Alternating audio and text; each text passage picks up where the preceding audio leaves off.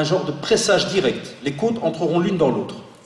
Et seulement après, pour ceux qui étaient vraiment dans la droiture comme il se doit, la tombe va s'écarter. Vous savez les questions qu'il y aura et autres dans la tombe, et on va vous dire, elle deviendra comme un des jardins du paradis.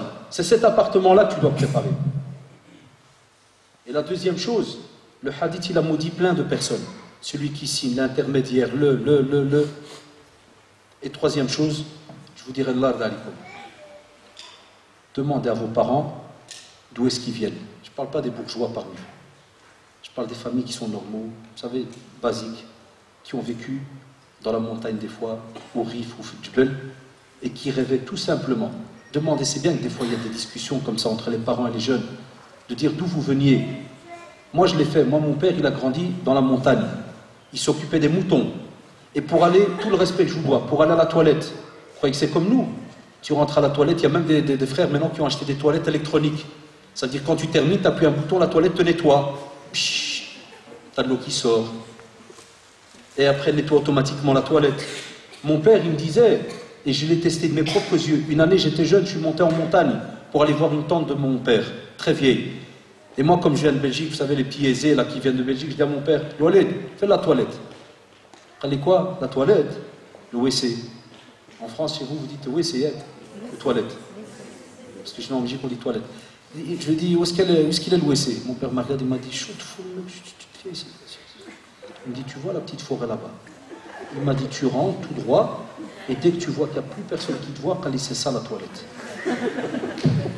Vous savez, moi en ce temps-là, j'étais encore jeune, petit training Adidas, Nike, vous savez, les petits péteux qui viennent de Belgique, de France. Je les regarde, je dis, oh là, je parle sérieux, je dois la toilette. Il m'a dit, mon Séba, il n'y a pas de toilette, tu peux. On est là-bas. Je lui dis, le papier toilette. Et je vois mon père, il était embêté. Je dis, le papier toilette. Il arrive à la voiture, il y avait derrière un journal, il achète le gars papier, il me donne, il me fait, vas-y. Je dis, oh purée, c'est quoi cette histoire? Demandez à vos parents de ça. Et j'ai dû aller me taper dans la forêt, vous savez, un petit péteux de Belgique, là, jamais de sa vie, là. Même les toilettes, là, basses, quand des jeunes vont au Maroc, ils les regardent pendant une heure. Ils disent, comment je dois faire? Quelle position? Devant, derrière, gauche, droite? Tu dois devenir un maître Shaolin pour savoir comment tu vas t'asseoir dessus. Et subhanallah, aujourd'hui, les jeunes, qu'est-ce qu'ils te disent? Oh, je suis serré. Tu vas faire un crédit de 25 ans. Prépare ta tombe. Comment se calcule Zakat al-Mal et combien de temps faut-il avoir? Épargné à partir de quelle somme? Et je n'ai pas, pour une autre personne, je n'ai pas sorti Zakat depuis 5 ans. Zakat al-Mal, il y a deux choses importantes. Il faut al-Hawl et al-Nisab. Al-Nisab d'abord en premier et puis le Hawl. Al-Nisab, c'est calculer ce qu'on appelle 1/10 du kilo d'or. Ça veut dire que par exemple, si tu as épargné de l'argent, renseigne-toi cette année combien coûte 1/10 du kilo d'or.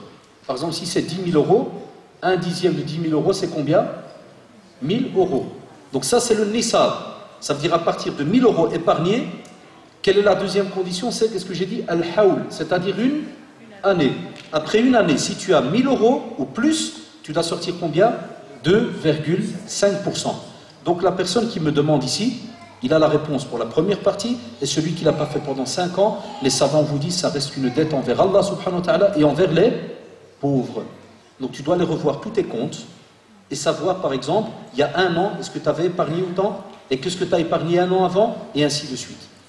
Dernière remarque, parce qu'on ne me l'a pas posée, mais je sais qu'après ça va vous mettre dans le doute.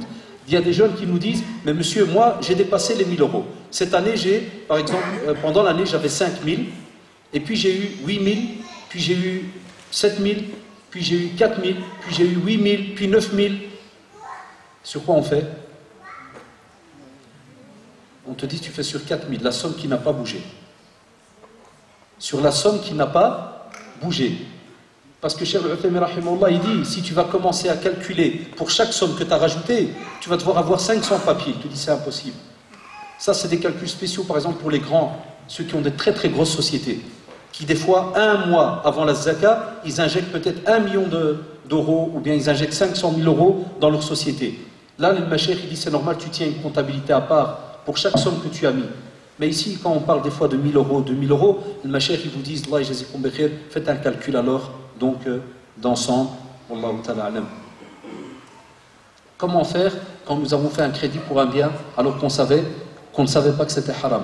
La même chose, on avait, quand le cheikh est arrivé, la plupart des Marocains, donc les Maghrébins, je m'excuse quand je dis Marocains, parce qu'à Bruxelles, on est la grosse majorité marocain, donc je dirais Maghrébins, la plupart des Maghrébins, ils se donnaient comme fatwa entre eux, ils disaient, obligé, tu dois revendre la maison.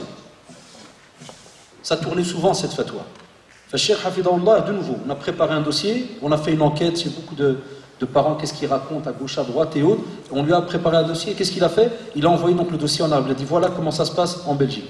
Il y a des gens qui achètent à crédit, après ils regrettent. Est-ce que la maison, ils doivent la revendre? Parmi le mashayikh, wallahi, si je ne me trompe pas, il y avait Cheikh Fawzan Hafidahullah, parmi ceux qui ont répondu. Ils ont dit que la maison, elle reste halal, parce que la maison n'a pas été volée. Ils disent que le contrat de vente est halal. Tu as donné une parole, tu dis voilà j'achète à 10 000, tiens voilà c'est 10 000, c'est bon. Ils ont dit c'est la manière dont tu as apporté l'argent qui est haram. Donc la maison elle reste halal. Mais ils ont dit écoutez-moi bien, min bab al-wara', ça veut dire si vraiment tu te sens pas bien et tu veux taqi shubuhat comme il est connu dans les 40 Nawawi, dans le hadith de Nu'man ibn Bashir, al-halal bayin wal-haram bayin, c'est-à-dire le licite est apparent et l'illicite est apparent et entre les deux il y a des choses qui portent à confusion et toi tu sens qu'intérieurement tu te sens mal, il te dit tu peux vendre. Mais on ne peut pas obliger quelqu'un à vendre sa maison parce qu'il y a 15 ans, il l'a acheté en crédit. Et que maintenant, il se repent. Mais on dit qu'il faut absolument, absolument terminer le crédit que tu as payé. Au lieu d'aller au Maroc te balader. Ou en Italie, ou en Suisse, ou bien je ne sais pas où, par exemple. C'est un exemple que je donne. Tu dois terminer cette chose-là. D'accord? Donc, Wallahu ta'ala, ça c'est la fatwa qu'on donne donc chez nous au centre.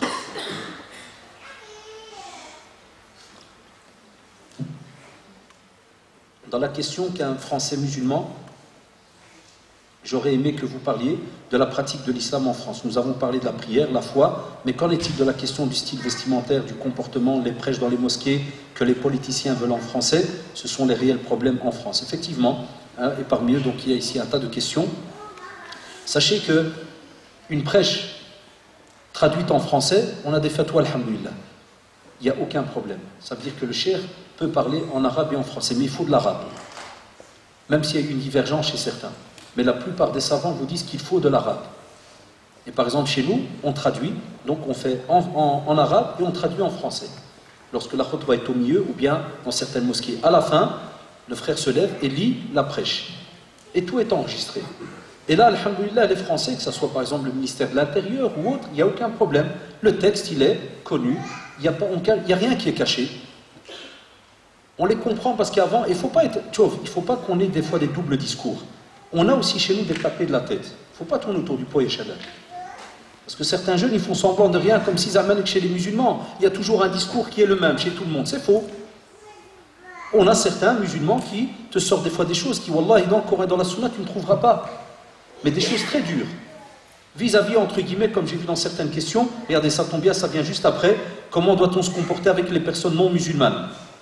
Mais je vais terminer, hein, qui nous agressent, insultes, remarques méchantes concernant notre hijab, barbe, etc. Moi, je vais prendre la première, par exemple, partie. Certaines personnes, ils te donnent des fatwas, et on a vu tout à l'heure quand on parlait du comportement du prophète sallam vis-à-vis des fois des autres cultes, des autres religions. Certaines personnes, ils pensent que dans le domaine des prêches, lorsqu'on fait une khutba du vendredi ou une conférence, ils pensent que c'est hypocrite parce que tu traduis. Ça que tu as peur des non-musulmans. Pourquoi est-ce que le musulman doit toujours avoir ce complexe d'aller loin? Pourquoi est-ce qu'on allume ces sujets? Au contraire, parce que dans la mosquée, il n'y a pas que... C'est pour ça que je disais, même chez nous, on a le ministère de l'Intérieur, des fois, qui vient rendre visite au centre. Parce que le centre chez nous, les patrons sont l'ambassade d'Arabie Saoudite. Donc ils viennent rendre visite, parce qu'ils ont peur, c'est normal, de tendances, de ceci, de cela. Ils viennent rendre visite. On leur dit, on traduit. Pas parce qu'on a spécialement peur de quelqu'un ou autre, loin de là. Parce que la religion, c'est la religion. Mais on leur dit parce qu'il y a aussi parmi nous des convertis, des personnes qui sont non arabophones. Il y a des Africains, il y a des fois même des Chinois, des Japonais chez nous, à Bruxelles, qui se convertissent à l'islam. Il y a toutes les races. Et on a dit au ministère, nous, c'est quelque chose d'habituel que l'on fait. On traduit. On a des Pakistanais qui viennent, qui n'ont pas la langue arabe. Mais ils sont nés en Belgique, ils connaissent que le français. Vous voyez, donc il ne faut pas aller dans la paranoïa tout le temps et penser que... Mais c'est vrai que des fois, ça peut arriver, dans chaque pays, il y a la manière, entre guillemets, comment fonctionnent les politiciens vis-à-vis de la religion. Mais même comme ça, moi je dis aux jeunes, wallah, peut-être que certains vont peut-être mal le prendre, vous dire, ouais, mais celui-là c'est un rêveur ou je ne sais quoi. Non. Je vous ai dit, je suis né en Belgique et on a aussi des fois des petites attaques par des partis racistes ou ceci ou cela. Alhamdulillah, je suis bien dans ma tête, dans ma foi. Je réponds à la question, par exemple le vestimentaire, tout est dans la sunna. Le musulman ne peut pas s'habiller, coller là comme un pins, là, tout attaché, comme si tu avais du cellophane autour. Un bon certain jeune, quand il veut faire le repos, il n'arrive même pas à se plier parce que s'il plie, il s'explose lui et le pantalon qu'il a. Il est collé comme un phare rouge là, c'est quoi ça? C'est pour ça que l'islam a demandé que les hommes soient habillés, qu'ils aient des pantalons, comme on dit, fat-fat, larges. Parce qu'on ne doit pas voir la aura, on ne doit pas voir la forme des parties intimes. Pour les sœurs, la même chose.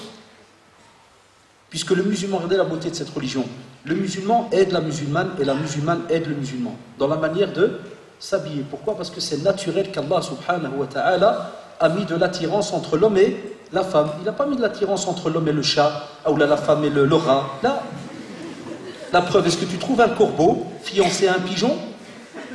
Non, c'est une bête question, je vous demande. Wallah, vous allez me dire ici, raconte. Dans les parcs, tu as déjà vu un corbeau qui marche avec un pigeon et qui se regarde? Jamais, subhanallah al-adim.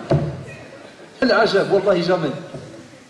Eh bien, Allah subhanahu wa ta'ala sait que ces deux êtres qu'il a créés vont devoir cohabiter ensemble. Et effectivement, comme dit le frère, on a des textes qui parlent du vestimentaire pour calmer des fois les ardeurs de l'un et de l'autre, parce que c'est naturel.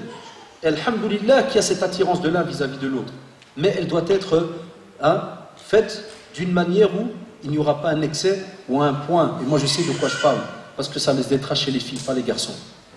C'est moi qui, au bureau, je reçois, et c'est pour ça que, après autant d'années, j'ai demandé même une mutation dans mon service pour me reposer un peu, parce que je reçois par exemple des dossiers où la plupart qui viennent chez nous, côté par exemple jeune, c'est des filles enceintes, alors que je sortais avec un mec. Et j'ai calculé la pilule. Regardez, vous savez, le petit discours, non, je le connais par cœur, et on a fait, ils sont gênés les prisons, et on a calculé pour la pilule et tout, et c'est bizarre, je suis tombé enceinte, je peux avorter. Des fois, pour taquiner, je dis, m'en fous. Mais à Bruxelles, ils me connaissent, peut-être vous, parce qu'on ne se connaît pas. Mais à Bruxelles, ils savent qui je suis. Donc, ils savent. Maintenant, on pouvait être étonnant, comment il répond. Non, là-bas, ils me connaissent depuis des années, les conférences et tout. Je regarde la chose, je dis, m'en fous. Ouais, vous savez le pourquoi? C'est de la pédagogie en vérité. Hein. C'est de la psycho, ça. C'est pour la rêver. Alors, elle me dit, commence à pleurer, ça. Comment ça, vous en foutez? On m'a dit d'aller au centre islamique. Je dis, chère sœur, quand tu étais dans le lit avec lui, tu m'as appelé? Quand tu as pris la pilule, tu m'as appelé pour la posologie ou bien pour le pourquoi? Bien ça tombe bien, le frère pharmacien, on t'a appelé? Non. C'est pour m'embêter avec ça. On vient, on rentre, ouais, donnez-moi un paquet d'œufs. Vous imaginez, il va commencer à demander à la... Et c'est pourquoi? Ça, on est là. C'est ce qu'on disait depuis tout à l'heure. L'islam en a parlé. Tu dis, fais attention, baisse le regard, ne fais pas ceci, ne fais pas cela. Voilà, pour justement... Ya Shabab, c'est pour ça qu'on appelle cela les finalités de la loi islamique. Il y a des finalités dans la loi. Préserver la raison, préserver les biens, le corps. Voilà pourquoi, par exemple, l'alcool est haram, parce qu'on préserve la raison. Pourquoi la cigarette est haram? On préserve le corps. On a plein comme ça de finalités dans les lois. Il n'y a pas du haram pour rien, pas pour embêter l'être humain, comme vous l'avez remarqué. Et que si jamais on t'agresse, c'est un exemple. Regardez, avant le 11 septembre, quand on me rencontrait... Parce que bon, moi, je ne me suis jamais rasé de ma vie. C'est donc ce qu'on appelle du duvet. Ceux qui veulent toucher 5 €, ça va aider l'association. Pas les sœurs côté frères. Hein, c'est du duvet, ça n'a jamais été rasé, wallah. C'est pour ça qu'elle est comme ça, toute blanche, elle vieillit à son aise. Donc ceux qui veulent, je serai assis, mais 5 €. Et subhanallah, ya shabab, wallahi, il y a même un ami qui veut donner 10, il n'y a pas de problème. C'est pour vous dire, ya shabab,